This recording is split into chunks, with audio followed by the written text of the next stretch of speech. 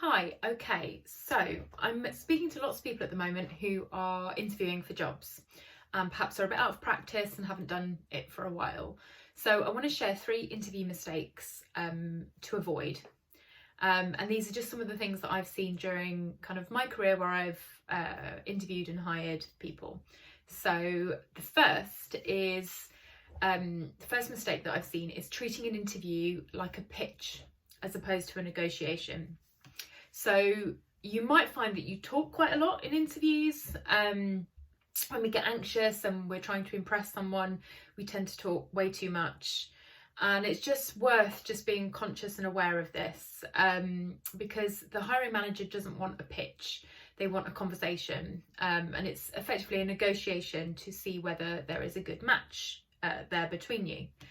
So the ability to listen also in an interview shows a level of maturity that a hiring manager is looking for.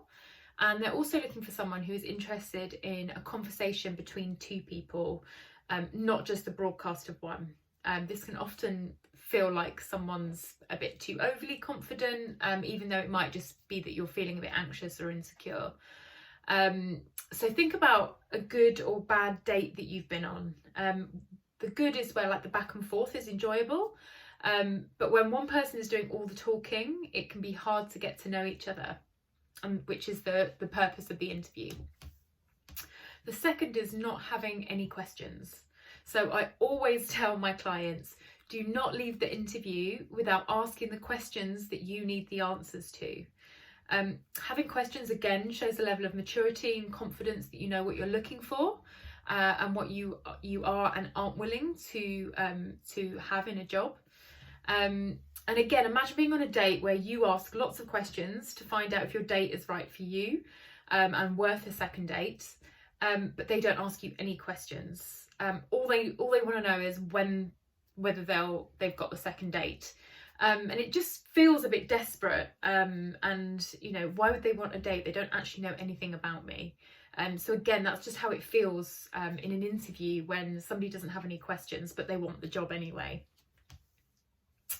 3 is complaining about the previous employer. Now I get that at the moment, you know, there are a lot of questionable decisions being made by organisations, and you could feel quite angry or resentful at the moment. But it's really important that you keep your opinions about past employers in check and to yourself, and that you don't bring any negative energy into the interview. When an applicant is displaying any kind of bitterness or resentment towards a previous employer, it really does distract from the good stuff. And it's often the thing that you remember the most about the interview, as opposed to all the good stuff.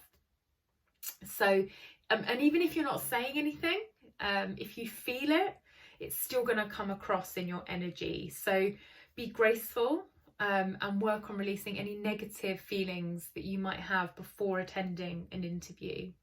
So I hope those 3 kind of mistakes to watch out for were helpful to you. If you've got any questions, as ever, get in touch. Thank you.